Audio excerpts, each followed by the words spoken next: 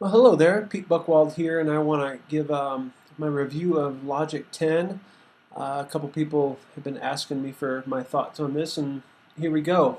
I've been working with this for since it was released, so 4 or 5 days now, and I've been trying to do some projects in here and exploring and getting used to it. And there's a lot of things I'm really happy with, and some things I'm disappointed with. I guess first off, the price tag, I'm happy with that. Wondering what's happening with the other the related products like Mainstage and um, Wave Burner, etc., etc. But anyway, all that aside, here's my general thoughts about this. I'm going to start with the things I don't like, and then move with the things I do like. First off, this computer is running Mountain Lion, so 10.8.4, and this is the minimal that you have to run this. So if you have an older Mac that is unable to install Mountain Lion, you are not able to run Logic 10, and I find that very frustrating. Out of my 3 Macs here, I only have one that's new enough to install this. Um, so that's a big bummer. Uh, Another bummer is that the number of plugins that are going to work. So whether it be an audio effect, audio units, the number of things that are not going to work is pretty significant. So if I were to show you my Logic 9 list of plugins, both for virtual instruments and as well as audio plugins, my list is, I don't know, 30 or 40 different types of instruments, and as a songwriter and producer, a lot of those sounds I really rely on heavily, and I don't have access to them in version 10 at this point, so that's a bit of a bummer. I'm sure that they'll catch up. I'm sure the manufacturers will catch up, and hopefully it won't cost me much money or any money to get those things working again. Right away, I was a little frustrated with font size. That might sound a little trivial, but check it out. If I go Command 2 and pull open the mixer, look at the size of this. There's no way to resize this. Of course, I grabbed this. There's a little resizing tool, but if I pull down, it doesn't. It's very limited. Oh, I misspoke. I do think it's limited. Yeah, it's limited to this. So it's only so far that you can stretch this out. And sure, I'm a little older, but I think everybody's going to be a little frustrated at this size. I mean, I guess the upside of having this size is for bigger sessions, you have a lot more tracks that you can view quickly, and maybe this is just going to be a learning curve for me, getting used to this. What else frustrates me about Logic 10? I wanted more improvements. Let me go back to the mixer view. I wanted more options for EQs and an improved EQ that didn't have the brittle sort of sound that I hear in the standard EQ. For the reverb, I love the Space Designer, but I wanted more convolution options. I'm not sure, I haven't explored this too much, but I don't think too many more impulse responses have been added to this. So that's a bit of a disappointment. Spaces, rooms, yeah, these all look the same to me as version 9. So I'm a little bummed about that. I wish they would have expanded on this. Sure, I can get third-party impulse responses all over the internet, but I was wanting more improvements with EQ, reverb, even compression, delays. They left everything pretty much the same in that department. Finally, okay, they had added this new track up here called the arrangement track, where you can identify these 8 measures as the introduction. I guess that's 16. This section here is the verse, etc., etc. And that's great. I like it. I wish there were a drop down, a little triangle, click, and then an option to say link regions to arrangement.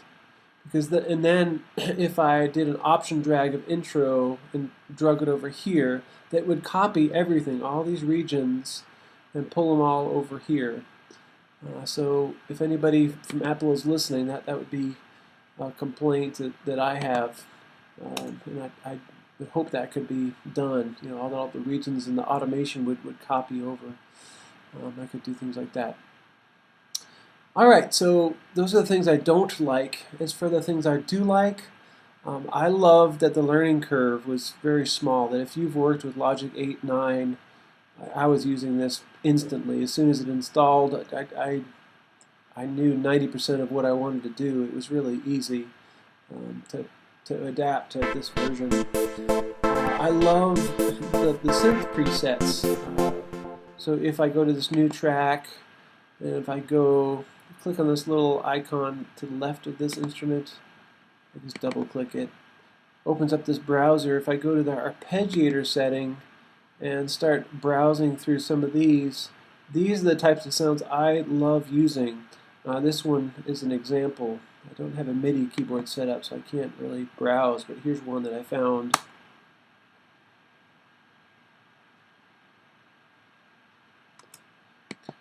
I love sounds like that, so that was pretty cool, having all those. And a lot of them kind of tap into that new retro synth.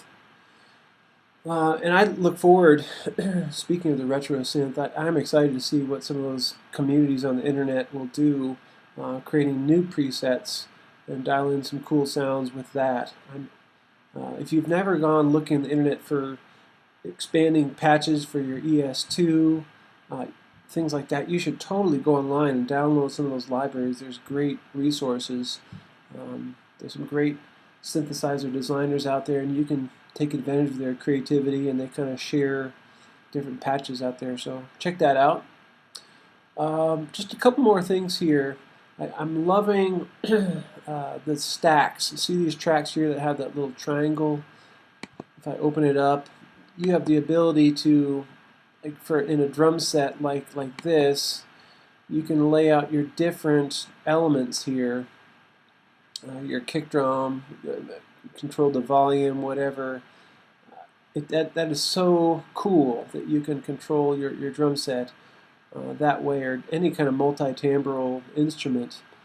These are great. You didn't used to be able to do this. It used to be that this MIDI data would be up kind of in the master, then you could control some things like, I don't know, volume or whatever, but you couldn't drag the MIDI down into the other tracks, and that was always frustrating for me. So I love that they got that issue sorted out.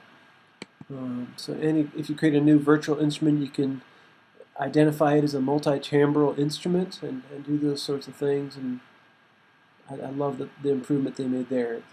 And whatever you open up, it gets reflected in the mixer view. So if I open this up and hit the letter X, all those instruments get laid out, and you can add compression, reverbs, whatever, to individual instruments within that drum set or whatever the multi-timbral source is.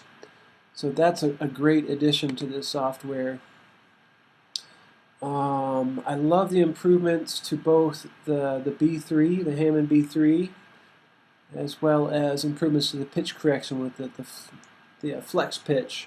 I'm not going to go in depth into those, but those are awesome, as well as the drummer track. This is my last point, and I'm going to show an example. This drummer track is awesome. If you're a songwriter, then you're especially going to love this. You don't want to spend a lot of time programming drums. You just want to get a rough idea down and just give the computer some general direction as to how loud, how aggressive, what types of sounds to use, and then let them create the individual notes and what drums to hit. The drummer track is awesome. So in this song, you'll see I identified the different sections. Oh, another thing I don't like is they don't have a ramp or a pre-chorus option is a region, so you have to call it an introduction or something. That's the best I've found so far. But anyway, if you identify your arrangement up here, then you go and you create a new drummer track. Oh, it looks like I already created one. I'm going to delete this.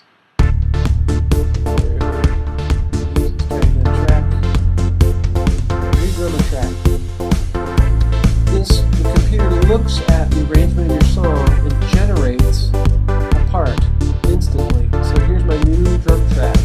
It guesses what I would want for these different sections of this song, just as fast as that. So I'm going to mute that for a second. I'm going to play my pre-chorus into my chorus. Looks like he might be still figuring out what he wants to do anyway. So let's do, here comes the chorus.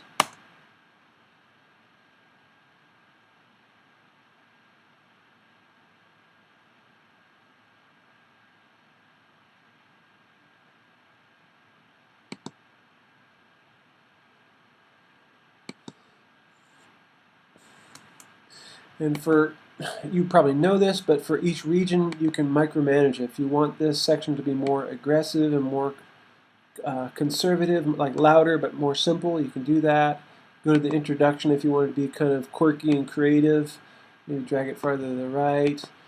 You want this to be quieter. There's all kinds of controls. You can toggle the drummer to be a different type of drummer stylistically, and different drum sets. It's an amazing resource. So I think that's a brilliant addition that I think a lot of people are going to appreciate.